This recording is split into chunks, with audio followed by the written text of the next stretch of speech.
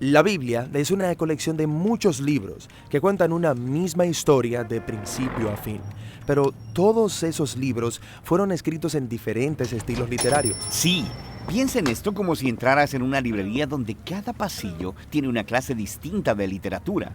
Tenemos historia o poesía o narrativa, y cuando eliges un pasillo y tomas un libro, vas a tener expectativas muy diferentes. Buscarás cosas diferentes. Cierto, todos los libros son literatura, pero comunican de maneras muy diferentes. Sí, y es lo mismo con respecto a la Biblia. Si no prestas atención al estilo en el que están escritos, te perderás el esplendor de cada libro. Entonces, ¿cuáles son los principales tipos de literatura en la Biblia? Bueno, primero que nada tenemos la narración.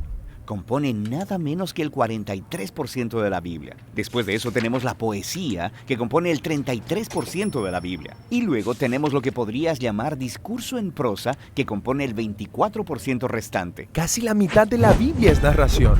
Sí, y esto no es un accidente. Las historias son la forma más universal de comunicación humana. De hecho, nuestros cerebros están diseñados para recibir información a través de historias. Y las historias son realmente entretenidas. ¿Por qué? Bueno, las historias nos entrenan para encontrarle sentido a los eventos que aparentemente suceden en la vida al azar, tomando esos eventos y poniéndolos en una secuencia. Y luego, cuando están juntos, puedes empezar a ver el significado y el propósito de todo. ¿Y qué es lo que une todo esto? Bueno, las buenas historias siempre tienen un personaje que quiere algo, y luego, a través de estos personajes, el autor puede explorar las grandes preguntas de la vida, como quiénes somos y qué es lo que verdaderamente importa en la vida. Y una buena historia siempre involucra alguna clase de conflicto. Algún reto que superar, justo como en nuestras propias vidas.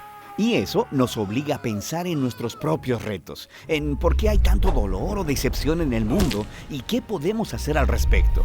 Y las historias usualmente terminan con alguna clase de resolución que nos da esperanza para nuestras propias historias. Ya que estas son historias bíblicas, ¿me muestran los personajes cómo debo vivir? Pues ese no es el punto. La mayoría de los personajes de la Biblia tienen defectos muy profundos. No debería ser como ellos, pero sí debemos vernos a nosotros mismos en ellos, lo que nos ayuda a ver nuestras vidas y nuestros defectos desde una nueva perspectiva. Y sin que te des cuenta, estas historias comenzarán a afectarte y cambiarán la manera en que ves el mundo, a otras personas y a ti mismo. Ahora, hay diferentes tipos de narrativa en la Biblia. Sí, tenemos la narrativa histórica, pero también las parábolas narrativas y las narrativas biográficas cortas, como los 4 evangelios. Los examinaremos en otros videos más adelante. Ok, después tenemos la poesía, que honestamente no leo mucho. Sí, como la mayoría de las personas, pero uno de cada 3 capítulos en la Biblia es poesía. Sí, ¿por qué tanta poesía? Bueno, los poemas hablan principalmente a través de un denso lenguaje creativo, uniendo imágenes para ayudarnos a visualizar el mundo de manera diferente. Los poemas usan mucha metáfora para evocar tus emociones y tu imaginación. Mucho lenguaje elegante, pero ¿no sería más fácil simplemente decirme lo que necesito saber? Bueno, piénsalo. En la vida tendemos a formarnos rutas mentales y pensamos mediante estos caminos familiares que son muy difíciles de escapar a través de la lógica o el razonamiento.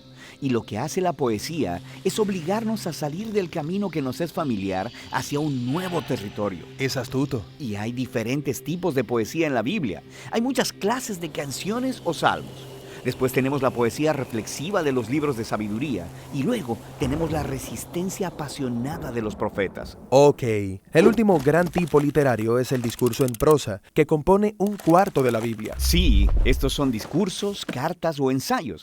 Y el enfoque aquí es construir una secuencia de ideas o pensamientos en un argumento lineal que requiere una respuesta lógica, como «Hey, ¿has pensado acerca de esto? También deberías considerar cómo se conecta con esto otro. Y si haces esto, entonces verás que esto es el resultado y a la luz de esa conclusión, por tanto, probablemente debes dejar de hacer eso para que esto otro sea el resultado». Así que me estás persuadiendo con razonamiento. Sí, el discurso te obliga a pensar lógica y consistentemente y luego a hacer algo al respecto. El discurso bíblico se encuentra en los conjuntos de leyes, en la literatura de sabiduría y en las cartas escritas por los apóstoles. Está bien. Entonces cada libro de la Biblia tiene un estilo literario. No, de hecho, la mayoría de los libros tienen un estilo literario primario, como narrativa, por ejemplo. Pero luego, incrustado en la narrativa, encontrarás poemas, parábolas o una colección de leyes. Todo libro bíblico tiene una combinación propia de estilos literarios. Y para leer bien ese libro necesitas estar familiarizado con cada tipo de literatura y cómo funcionan. Sí, así que sabrás a qué ponerle atención y qué preguntas hacer. Pero antes de que veamos cada tipo, hay una característica más unificadora de la literatura bíblica que es realmente importante y realmente genial. Y eso es lo que exploraremos próximamente.